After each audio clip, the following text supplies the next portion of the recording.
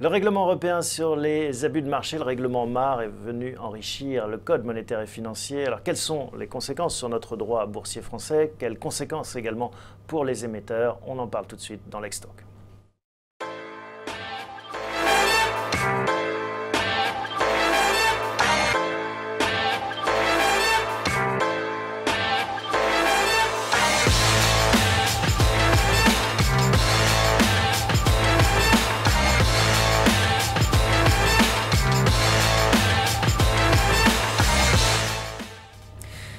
Un règlement européen qui vient donc enrichir ce droit boursier français. On en parle dans l'Extalk en compagnie de deux avocats du cabinet de Gaulle, Florence et Associés. Alban Lancrenon, bonjour. Bonjour.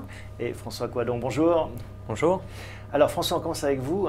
Quelles sont ces mesures, ce dispositif MAR? Le règlement MAR résulte tout d'abord d'une négociation européenne et a pour objet de renforcer et harmoniser le régime des abus de marché. C'est un règlement qui est d'application directe, qui en l'occurrence est applicable depuis le 3 juillet 2016. Est-ce pour autant une révolution, un grand écart avec le droit boursier français actuel?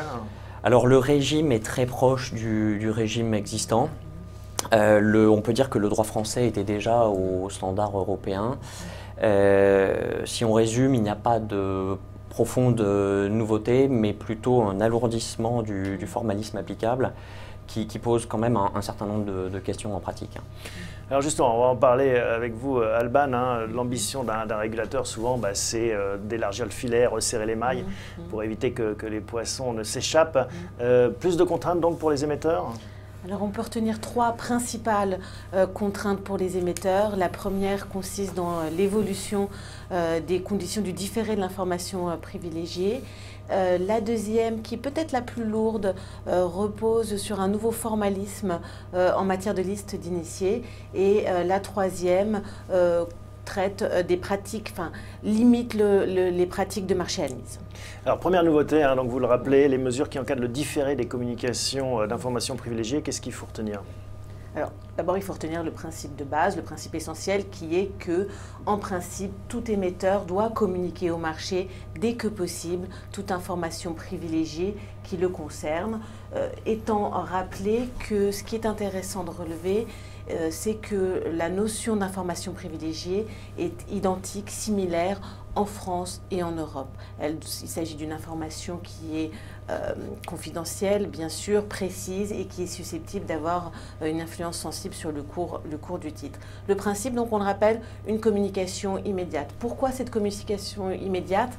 Eh bien, parce que la confiance du marché repose sur une égalité de traitement entre les épargnants. Et cette égalité de traitement, elle implique un accès égal, équitable à l'information qui concerne les émetteurs. François, donc communication dès que possible, c'est le principe, Alban vient de le rappeler. Malgré tout, on peut différer cette communication dans quel cas? Oui, le différé est l'exception, donc elle est strictement encadrée. Il y a trois conditions cumulatives. Première condition, l'information privilégiée peut être différée si, à l'inverse, la publication immédiate risquait de porter atteinte aux intérêts légitimes de l'émetteur. Donc le cas le plus typique, le plus fréquent, en pratique, c'est la préparation d'une opération. Quand je veux racheter un concurrent, par exemple?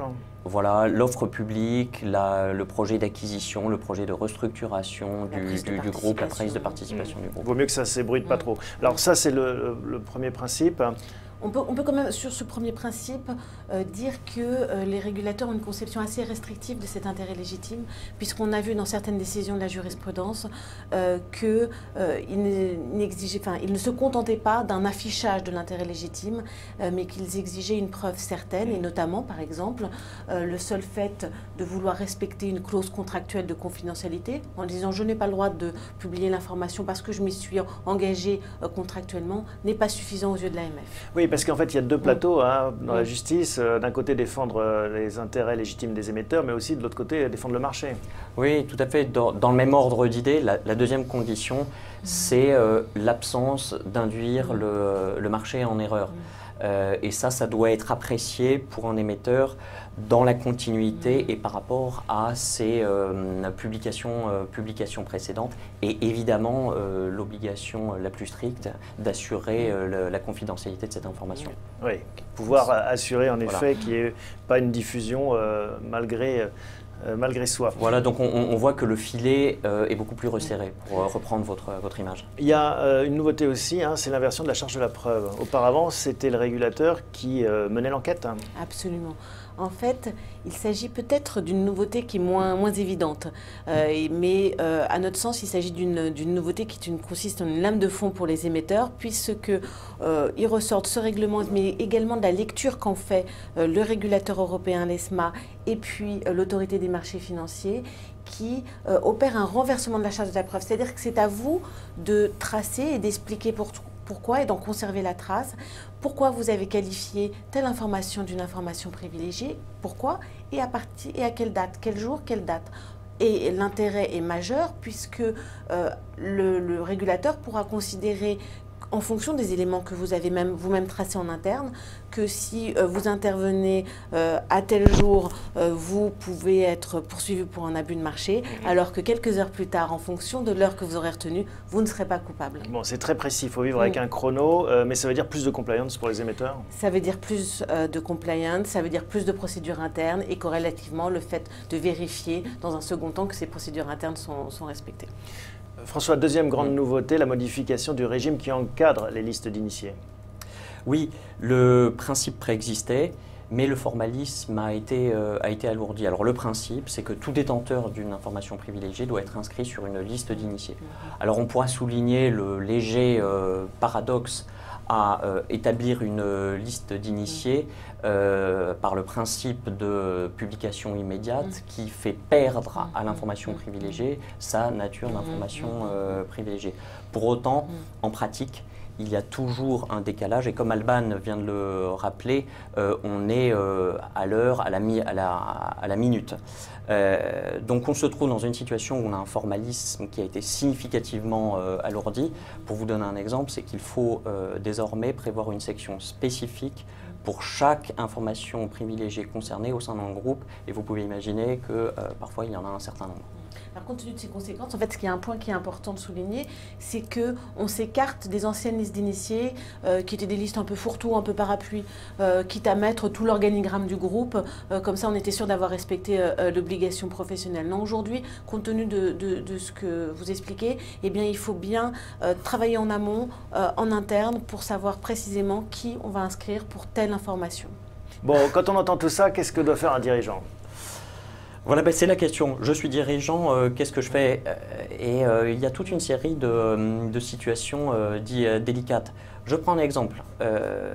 Je suis initié permanent parce que j'ai un accès quasi permanent aux informations sensibles, voire privilégiées de la société. Il y a désormais la possibilité de prévoir une liste d'initiés permanents pour éviter les inscriptions, réinscriptions et la logistique quasi quotidienne d'inscription sur les listes d'initiés. Mais bon, le corollaire, c'est que concrètement, ça veut dire que je ne peux pas intervenir sur le titre de manière permanente. D'où d'autres questions de réfléchir à l'opportunité, par exemple, d'ouvrir des fenêtres positives. Je prends un autre exemple. Le traitement de l'information comptable et financière et le rapport avec les commissaires aux comptes. L'information comptable est par essence une information potentiellement privilégiée. Comment je procède à l'inscription des commissaires aux comptes sur ma liste d'initiés? Alors on a la chance d'avoir en votre personne, Alban, une spécialiste du contentieux. Comment ça se passe pour ceux qui s'écarteraient des clous? Alors, quand il y a des indices, on est seulement au stade de l'enquête et à ce moment-là, il y a un cumul de compétences. La compétence de l'autorité des marchés financiers qui peut ouvrir une enquête administrative, mais également la compétence judiciaire qui peut ouvrir une enquête préliminaire pénale. Depuis quelques semaines, on l'a vu dans les médias, les Français se sont familiarisés avec un nouveau terme, le PNF, un nouvel acronyme qui veut dire Parquet National Financier. Comment est-ce qu'il s'insère dans ce dispositif? Alors vous avez raison Thomas, parce que le PNF justement détient une compétence exclusive sur le plan pénal pour connaître des abus de marché. Et là, on en est certain puisque c'est expressément mentionné dans le code de procédure pénale.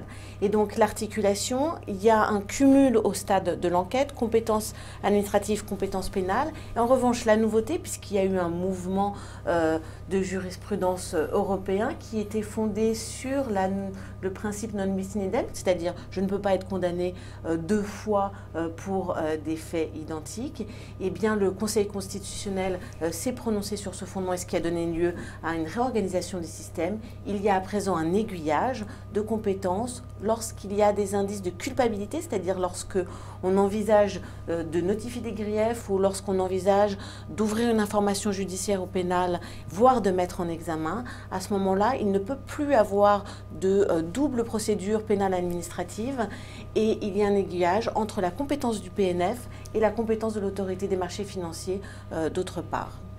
Autre terme qui est devenu populaire pour la plupart de ceux qui suivent l'actualité, celui de lanceur d'alerte. C'est aussi intégré dans ce dispositif. Oui, alors la matière financière n'a pas oublié les petits et grands Snowden. Pour être tout à fait précis, la pratique préexistait de par les appels des actionnaires mécontents au régulateur dans le cadre d'une opération financière. Mais la nouveauté, c'est que désormais, c'est quelque chose qui est encadré par un canal d'information confidentialisé et sécurisé. François Coidon, Alban Lancrenon, merci à tous les deux pour ces explications. Je rappelle que vous êtes avocat chez De Gaulle, Fleurance et Associés. À bientôt pour un prochain épisode de Lex Talk. Au revoir Thomas. Au revoir.